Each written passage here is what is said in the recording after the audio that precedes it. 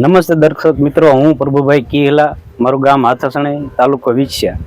આજ જૈવિક ખેતીમાં હું તમારું સ્વાગત કરું છું. મિત્રો, આજે આપણે મુલાકાતે મેરામભાઈ ફૂલઝરથી પધાર્યા છે અને એ સંપૂર્ણ રીતે હું એને જે કાંઈ મારી લગતી મહેનત જે કાંઈ હું ઓર્ગેનિક ખેતીમાં કરું છું એ સંપૂર્ણ હું માહિતી આપીશ.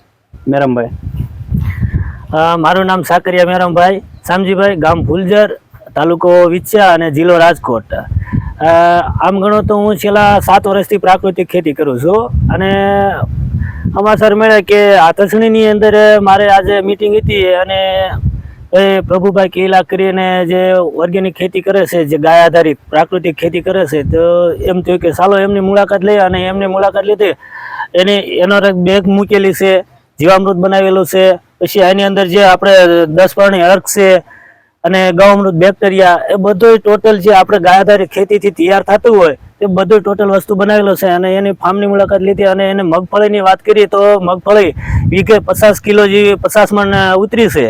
અને એમને વાત અત્યારે કરી કે મગફળીના બુકિંગ થઈ ગયેલા છે. જે આપણે બિયારણ માટે કોઈ ખેડૂતને જોઈએ તો બિયારણ માટે એમને મગફળીનું અત્યારે બુકિંગ ચાલુ છે. અને 150 મણ જેવી થઈ કે ના 200 મણ જેવી અંદાજે 200 મણ નું છે.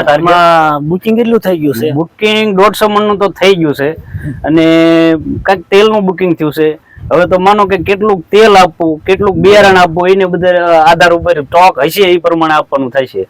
જોયું ને મિત્રો, આ જે પ્રાકૃતિક ખેતી કરતા એનો ટોટલ માલ તમે ભાવ તેમ ઓનલાઈન અત્યારે પોતાને જાતે જ વેચાણ કરે છે. એટલે તમે પણ આવી રીતે જાતે વેચાણ કરો તો તમારો માલ પણ તમારી રીતે વેચાણ થાય. તમે તમારા ભાવ પોતાની જાતે નક્કી કરી શકો. તમે યાર્ડની અંદર માલ લઈને જાઓ તો સામે દલાલી નક્કી કરતા હોય છે. અને આયા પોતે ખેડૂત પોતે પોતાનો માલ પકડી અને પોતે જાતે નક્કી કરતા હોય છે.